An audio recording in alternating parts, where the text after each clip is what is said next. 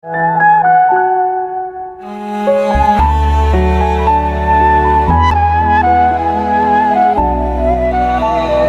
kita hari ini adalah tentang Isra Mi'raj. Bagaimana Rasulullah SAW menembus Sidratul Muntaha. Jadi Rasulullah nang Sidratul Muntaha ini gak ujuk-ujuk, gak mau langsung jadi arek numpak unta itu. Ya, apa boleh mobil. Ya gak salah nih, zaman mobil, zaman biyen gak ana mobil. Jadi itu tidak ujuk-ujuk. Coba surat Al-Isra ayat 1. Subhanalladzi asra bi'abdihi lailan minal masjidil harami ilal masjidil aqsa alladzi barakna haulahu linuriyahu min ayatina innahu was-sami'ul basir. Itu surat Al-Isra ayat 1. Sadurunge Al-Isra iku ana jenenge surat An-Nahl. Coba untuk dicek An-Nahl ayat 126, An-Nahl ayat 127, yang terakhir An-Nahl ayat 128. Jadi koyok-koyok munasabah yang ngaji tafsir. Ini ada kaitan yang sangat kuat antara An-Nahl terakhir dengan Al-Isra 1. Karena di An-Nahl terakhir 126 Allah seakan-akan memberikan berita kepada Nabi agar supaya sabar. Wajadilhum billati hi ahsan. Sabar dari tuduhan, sabar dari perdebatan yang dilakukan oleh orang-orang kafir. Makanya lihat dulu sejarah Nabi, bagaimana orang-orang kafir itu begitu sangat gencar mendebat Rasulullah, menghina Rasulullah, mencaci maki Rasulullah. Bahkan lagi Al-Quran disebutkan nanti innaka lamajnun, sesungguhnya engkau Muhammad lamajnun. Tahu nggak artinya majnun? Tahu. Jadi Rasulullah garudan dituduh lamajnun, dan itu dipublish, diupload secara umum oleh orang-orang Quraisy. Padahal kita tahu wong majnun itu apa cirinya? Contohnya ngamuk tanpa sebab, itu majnun. Ngamuk tanpa ono sing ngamuk tanpa sebab ini. Kalau kayaknya mau merokok itu ono. Pak, ano Pak? Lho aku iki nuting Pak Agung ditunggu mari. Ha enak iki. Lek corona. Enak. Jadi wong majnun iku lek kapano ngamuk-ngamuk tanpa sebab. Engko lagi omong ngamuk-ngamuk tanpa sebab innaga majnun. Ya. Tertawa tanpa sebab. Banyak semburi. Bu, ngapunten nggih, kanca-kanca kula niki memang rada owar. Ana wong waras digawa nang Islamik kadang-kadang melok pisan-pisan. Tapi kula maklumi, nek jenengan kan wis pinter dikira ambek lisan. La ilaha. Kanca-kanca kula niki sagede dikira ambek gitar. Dikira ambek keyboard. Dikira ambek ambek drum. Gak apa-apa nggih. Kan zikir iku bilisan. Lisan iku napa sih maknane? Alat wicara. Jadi alat sing lisan iki terdiri dari lidah, gigi, alat wicara tenggorokan. Iku digawe zikir nang Gusti Allah. Kanca-kanca kula niki gak biasa gawe alat wicara, iso kadang-kadang gawe gitar. Itu tak jak zikir ambek gawe gitar. Jadi sampai kalian monopoli ya. Wah, bid'ah iki zikir ambek kayu lho. Kayu itu diciptakan oleh Gusti Allah gawe zikir. Sabbihu ma fis samawati wa ma fil kabeh sing ana langit, kabeh sing ana bumi, ora menungso tok, kabeh zikir ning Gusti Allah. Ya termasuk kayu sing diamang, ya termasuk senar, ya termasuk kabeh sing barang ning ana ing donya iki, ana ing langit iku zikir ning Gusti Allah. Makanya kanca-kancaku kabeh tak dzikir sesuai kali kemampuane masing-masing. Pun innaka lamasnun. Jadi mereka mencari celah untuk menuduh Rasulullah SAW. Di ayat yang lain, asatirul awwalin, Rasulullah dituduh sebagai pendongeng.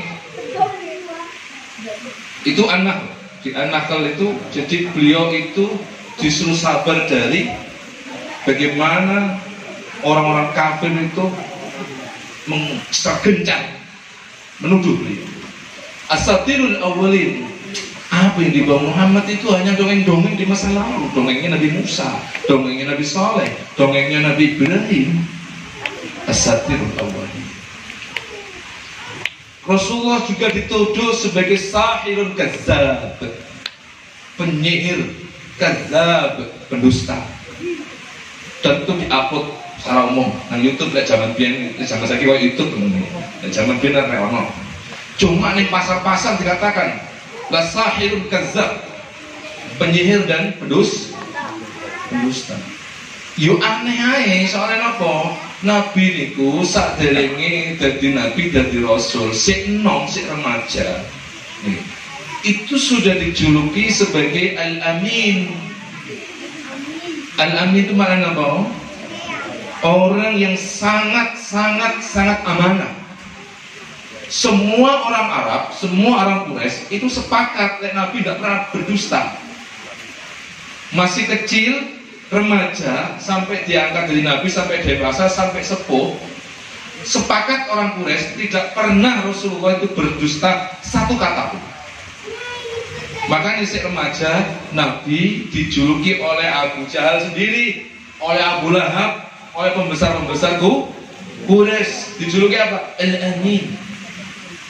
Dilalah ketika diangkat jadi Rasul, artinya kotor, rusak, iri nengkan di Nabi, agar itu apa? Innaka lasahirun wa kadzdzab. Engkau Muhammad adalah seorang penyihir dan pendusta. Artinya tuduhan itu sama sekali tidak terbukti karena tidak sesuai apa yang dia gelarkan kepada Nabi kita Muhammad SAW. Tapi sebagai seorang manusia, Rasulullah juga sedih yang kondisi. Kata nggih, dari apa Bang? Diapot ngalor ngidul, diomong ngalor ngidul, penyihir, pendusta, dan sebagainya. Ya sedih. Di tahun yang sama Rasulullah ditinggal oleh istri tercintanya. Sedihnya luar biasa. Jadi Bunda Khadijah itu istri yang paling nomor wahid pokoknya bagi Rasulullah. Karena dulu dia konglomerat ketika sebelum menikah, ketika menikah dengan Rasulullah harta bendanya kan habis, bahkan untuk kain kafan saja beliau harus minta serbannya Rasulullah. Meninggal di tahun itu. Pamannya pun juga meninggal. Makanya disebut dengan Yaumul Hazan. Sehingga kemudian Allah memberikan kabar gembira kepada Rasulullah, Subhanalladzi asra bi 'abdihi laila. Maha suci Allah yang mengisrakan hambanya di malam hari dari Mekah ke Baitul Maqdis, kemudian ke Sidratul Muntaha. Saya ini garis bawah itu cara Kanjeng Nabi. Artinya Kanjeng Nabi sadurunge munggah derek iku dibanting sih. Ngoten nggih. Nabi ku sadurunge Isra Mi'raj, kondisi mentalnya seperti dibanting-banting. Kondisinya luar biasa. Akhirnya beliau tahan, beliau bersabar. Allah Subhanahu wa taala menaikkan beliau ke Sidratul Muntaha. Nah, artinya secara fisik beliau kuat menembus Sidratul Muntaha, secara batiniah yo kuat Rasulullah itu nang ini Sidratul Muntaha. Makanya lek cara wong tombo ati iki lek kepingin naik derajate Bapak Ibu ya kudu kuat dhisik dibanting, ngoten ya. Artine lek misalnya ngaku secara ekonomi ngesot-ngesot ya kudu kuat, keluargane ngesot-ngesot ya kudu kuat, ya di masyarakat untuk ngesot-ngesot ya kudu kuat. Lek sabar berarti kok asron Gusti Allah diisrokan corone menungso kados kula ya terus berbeda kali Kanjeng Nabi Muhammad sallallahu alaihi wasallam. Jadi ini yang pertama. Jadi kalau mboten cerita Isra Mi'raj secara detail, tapi pesan dari Isra Mi'raj itu jadinya adalah satu, ketahanan mental kula panjenengan dalam menghadapi kehidupan ini dengan berbagai macam kehidupan, berbagai macam apa yang kita hadapi.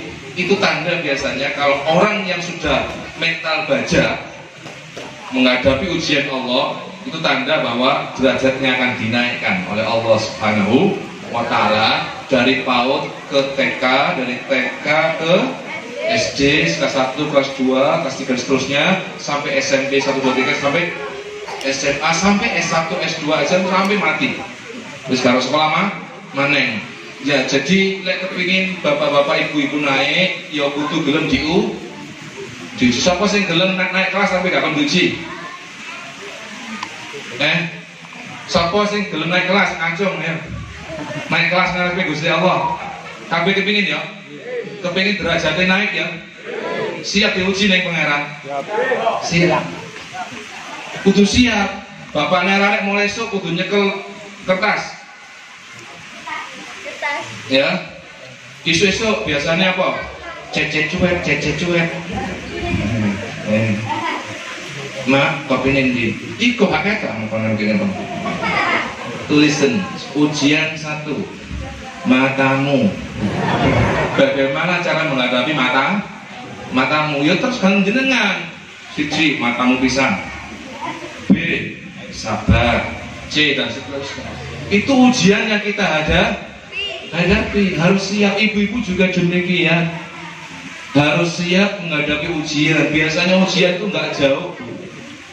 Lega saking suami ini yang diuji anak-anak. Dari situlah Allah akan mengangkat derajat kita, mengisrokan kita, meningkatkan kualitas keimanan kita di hadapan Allah Subhanahu wa ta'ala. Jadi ini yang poin yang kita bisa petik dari Isra Mi'raj. Bersabarlah dalam menghadapi kehidupan ini, termasuk apa yang kita hadapi hari ini. Bersabarlah dalam menghadapi setiap ujian Allah. Insya Allah pada saat kita sabar itu, maka Allah akan menaikkan derajat kita. Demikian juga surga itu ada surga Firdaus, ada surga Aden, ada surga Naim, ada Darussalam, macam-macam, ada 7 lapis surga, tergantung amal perbuatannya orang yang ngalam dunia. Surga yang paling tertinggi adalah Jannatul Iliyun, surga yang tertinggi, yaitu dihuni oleh siapa? Orang-orang yang tabah dan sabar menghadapi ujian Allah Subhanahu wa ta'ala.